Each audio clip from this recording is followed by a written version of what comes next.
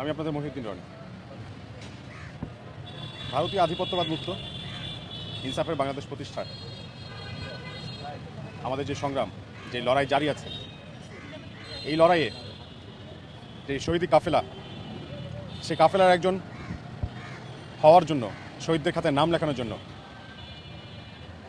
আমি ত্রয়োদশ জাতীয় সংসদ নির্বাচনে ঢাকা 18 আসন থেকে স্বতন্ত্র প্রার্থিতা ঘোষণা করেছিলাম এবং মনোনয়নের জন্য মনোনয়ন জমা দিয়েছিলাম এবং প্রথম পর্যায়ে সেটা বাতিল হয় সমর্থক লিস্টের একটা ইস্যুজের কারণে।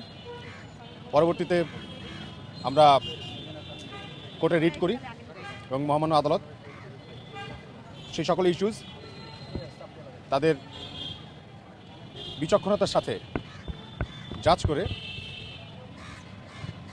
আমাদের পক্ষে আমাদের প্রার্থিতা বহাল রেখেছেন। অতএব আমরা এখন এখানে আপনারা যারাই আছেন, আপনাদের কাছে আমাদের আহ্বান আমরা জানাচ্ছি যে আমরা এখানে প্রত্যেকে আমাদের মহান বিপ্লবী নেতা শহীদ ওসমান হাদির সহ সকল শহীদের হত্যার বিচার সহ বাংলাদেশের আপামর জনতার জানমাল নিশ্চিতের লক্ষ্যে এবং তার জন্য যা যা করণীয় সেই নীতি নির্ধারণের জন্য আমরা তরুণদের পক্ষ থেকে তরুণদের হয়ে, জনতার পক্ষ থেকে জনতার হয়ে আমরা হাদি ভাইকে নিয়ে, তার আদর্শকে নিয়ে আমরা সংসদে যাওয়ার জন্য প্রস্তুতি নিচ্ছি। আমরা আপনাদের সবার দোয়া, পরামর্শ এবং সহযোগিতা প্রত্যাশা করছি।